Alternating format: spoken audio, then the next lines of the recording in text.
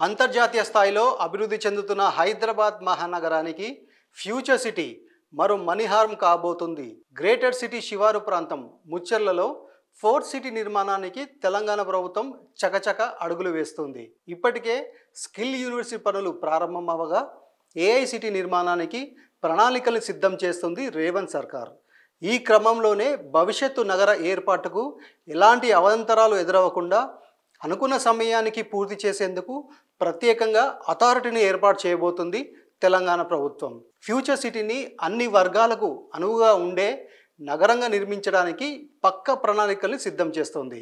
వివిధ విభాగాల మధ్య సమన్వయంతో పాటు ప్రభుత్వ ఆలోచనల అమలును పర్యవేక్షించేలా ఒక అథారిటీ పనిచేయనుంది. ఈ అథారిటీకి సీనియర్ ఐఏఎస్ అధికారి నేతృత్వం వహించనున్నారని సమాచారం. ఫోర్త్ సిటీని ప్రెస్టీజియస్గా డెవలప్ చేయాలని భావిస్తున్న సర్కార్ హైదరాబాద్ మహానగరంలో ప్రస్తుతం ఎదురవుతున్న సవాళ్లను పరిగణలోకి తీసుకొని అభివృద్ధిని ప్రణాళికబద్ధంగా చేయాలని నిర్ణయించింది. ఫోర్త్ సిటీ కోసం ఏర్పాటు చేయనున్న అథారిటీ సైబరాబాద్లోని ఫైనాన్షియల్ డిస్ట్రిక్ట్తో పాటు ఢిల్లీ సమీపంలో ఉన్న national capital region, greater Noida సహా మరికొన్ని సంస్థల పనితీరును అధ్యయనం చేయనుంది. కొత్త నగరంలో పారిశ్రామిక, పర్యాటక, ఆతిథ్య రంగాలకు కీలక ప్రాధాన్యం ఇవ్వాలని ప్రభుత్వం భావిస్తోంది. ఇందుకోసం కొన్ని జాతీయ, అంతర్జాతీయ సంస్థలతో సంప్రదింపులు సైతం జరుపుతోంది. ఈ నేపథ్యంలో ప్రత్యేక అథారిటీ ఆధీనంలో పనిచేయడానికి రెవెన్యూ, పట్టణాభివృద్ధి తదితర విభాగాల సిబ్బందిని తీసుకుంటారని తెలుస్తోంది. ఫ్యూచర్ సిటీ 4.0 కోసం ప్రత్యేక అథారిటీ ఆధ్వర్యంలో ఫోర్త్ సిటీ నిర్మాణం. అథారిటీ పరిధిలోకి 3 మండలాల్లోని 20 గ్రామాలు.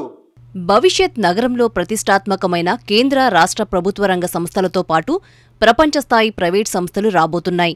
అందుకే అన్నింటి మధ్య సమన్వయం చేస్తూ పేద, మధ్యతరగతి వారికి సైతం ఫ్యూచర్ సిటీలో స్థానం కల్పించేలా అథారిటీ పనిచేయనుందని ప్రభుత్వ వర్గాలు చెబుతున్నాయి.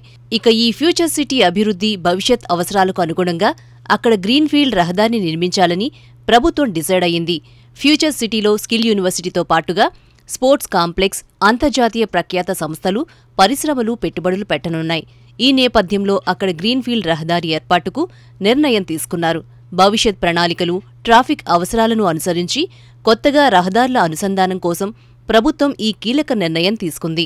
ప్రస్తుతం ఉన్న ఔటర్ రింగ్ రోడ్డు నుంచి శ్రీశైలం నేషనల్ హైవే వరకు 40 కిలోమీటర్ల పొడవున గ్రీన్ఫీల్డ్ రోడ్డును నిర్మించాలని ప్రభుత్వం నిర్ణయించింది. Outer ring road exit 13 Raviryal నుంచి కందుకూరు మండలం మీర్ఖాన్పేట్ వరకు మొత్తం 6 లైన్ల గ్రీన్ఫీల్డ్ రహదారిని నిర్మించనున్నట్లు అధికారులు చెబుతున్నారు.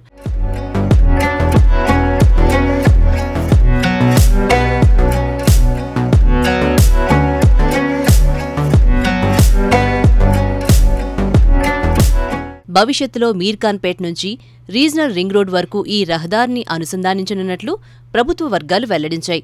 మహేశ్వరం, కందుకూరు, ఇబ్రహీంపట్నం మండలాల్లోని 21 గ్రామాల గుండా ఈ రహదారిని నిర్మించనున్నారు. గ్రీన్ఫీల్డ్ రహదారికి సంబంధించి హెచ్ఎండిఏ ఇప్పటికే రోడ్ అలైన్మెంట్ను కూడా రూపొందించింది. దీనికి ప్రభుత్వం ఆమోదముద్ర వేయగానే ఈ రహదారి నిర్మాణం చేపట్టనున్నట్లు తెలుస్తోంది.